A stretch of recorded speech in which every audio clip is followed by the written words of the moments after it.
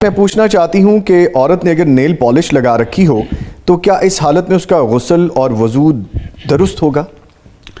پہلی بات تو اس بہن کو یہ یاد رکھنی چاہیے کہ نماز اور عبادات جو فرض ہیں ان کے لیے طہارت شرط ہے، وضو کی صورت میں ہو یا غسل کی صورت میں جی، اور وضو اور غسل کو مکمل کرنا کتنا ضروری ہے اس کے لیے میں آپ کو نبی کریم صلی اللہ علیہ وسلم کے دو فرمان سنانے لگا ہوں۔ جی، ایک میں یہ تھا کہ نبی کریم صلی اللہ علیہ وسلم سفر میں ہیں، صحابہ کرام بھی سفر میں ہیں، اور آپ قافلے سے پیچھے پیچھے رہتے تھے تاکہ قافلے کا کوئی بندہ تھک کے پیچھے بیٹھ گیا ہے تو اس کی مدد کی جا سکے، کوئی بیمار ہے تو تیمارداری کی جا سکے، کسی کے پاس کھانے پینے کا سامان کم ہو گیا تو اس کو دیا جا سکے، تو اپنے قائد پیچھے رہتے تھے ان ضروریات کے لیے۔ آپ نے دور سے دیکھا کہ صحابہ کرام عصر کی نماز کا وقت ہو گیا تو جلدی جلدی وضو کر رہے ہیں اور ان کی ایڑیاں خشک رہ گئی ہیں، پورا وضو کر رہے ہیں لیکن اس وقت اس خدشے سے کہ وقت کام میں فٹافٹ وضو کر رہے ہیں، تو آپ نے دور سے دیکھا کہ ان کی ایڑیاں گیلی نہیں ہوئی، سوکھی رہ گئی ہیں، تو آپ نے دور سے آواز ماری ویل للعقاب من النار، یہ جو ایڑیاں خشک رہ گئی ہیں وضو پورا نہیں ہوا، ان کی وجہ سے یہ جہنم میں چلی جائیں گی۔ اللہ اکبر۔ اسبغ الوضو، وضو اچھی طرح کرو، مل مل کے اہتمام کے ساتھ کرو۔ اور ایک اور حدیث میں ہے کہ نبی کریم صلی اللہ علیہ وسلم نے ایک بندے کو دیکھا، ایک صحابی کو دیکھا کہ وہ وضو کر کے آیا ہے اور اس کے وضو والے اعضاء ہاتھ پاؤں چہرے میں کہیں ایک جگہ پر ایک ناخن کے برابر جگہ خشک رہ گئی ہے، وہاں گیلا ہاتھ نہیں لگا۔ اللہ اکبر۔ آپ نے فرمایا ارجع فاحسن الوضو، واپس جاؤ اور اپنا وضو اچھی طرح کر کے آؤ۔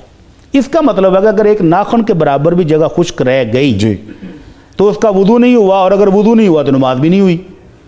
تو یہ جو 10 انگلیوں پر اور 10 پاؤں کی انگلیوں پر بھی نیل پالش لگی ہو، پوری تہ چڑھی ہو، تو اس کے نیچے پانی کیسے لگے گا؟ ٹھیک ہے، تو اس کا مطلب ان کا وضو نہیں ہوا۔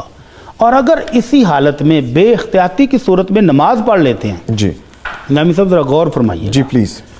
اگر بے احتیاطی کی حالت میں نماز پڑھ دی کہ خیر ہے کوئی بات نہیں، یہ اتنا بڑا جرم ہے، اتنا بڑا جرم ہے کہ ہماری سوچ سے بھی باہر۔ حالانکہ آپ فرما رہے ہیں بے احتیاطی میں، یعنی اگر بے آپ احتیاطی میں مطلب سردی ہے چلو نیل پالش لگی ہے تو کوئی بات نہیں نماز پڑھ لیتے ہیں، جی جی، یہ بے احتیاطی ہوئی، سستی ہوئی۔ اس بنیاد پر چھوڑی ہوئی ایک نماز یا ایک نماز اسی طرح پڑھی ہوئی، نقصان کیا ہے؟ اللہ کے نبی صلی اللہ علیہ وسلم فرماتے ہیں کہ ایک بندے کو قبر میں 100 کوڑوں کی سزا ہوگی، اللہ اکبر۔ اور وہ کوڑے دنیا کے نہیں ہیں، اور مارنے والا کو دنیا کا جلاد نہیں ہے، وہ فرشتے ہیں کہ جو ایک پہاڑ کو مار دیں تو پہاڑ بھی ریت بن جائے، اس کو حکم ہے کہ اس کو 100 کوڑے مارو۔ تو وہ بندہ بہت روئے گا، وہ چیخے گا کہ اللہ مجھ سے کون سا گناہ ہے جس کی اتنی سخت سزا ہے، مجھے معاف کیا جائے۔ اس کو مسلسل معافی ملتی رہے گی، ملتی رہے گی، ملتی رہے گی، بالآخر جب ایک کوڑا باقی رہ گیا تو اللہ تعالیٰ حکم دیں گے فرشتے کو کہ اس کو ایک کوڑا تو لگا دو۔ اللہ المستعان۔ اللہ، جب اس کو ایک کوڑا لگایا فَامْتَلَعَ عَلَيْهِ قَبْرُهُ نَارًا، حدیث کے الفاظ ہیں کہ اس کی پوری قبر جہنم کی آگ سے بھر جائے گی، ایک کوڑا لگنے کی وجہ سے۔ اچھا یہ بھی پروسیس ہے، قبر کے اندر ہو رہا ہے۔ اللہ اکبر۔ تو جب وہ عذاب کی کیفیت ختم ہوئی تو وہ پھر پوچھے گا کہ اللہ مجھے میرا جرم تو بتایا جائے کہ مجھے یہ اتنی سخت سزا کس جرم کی ملی ہے؟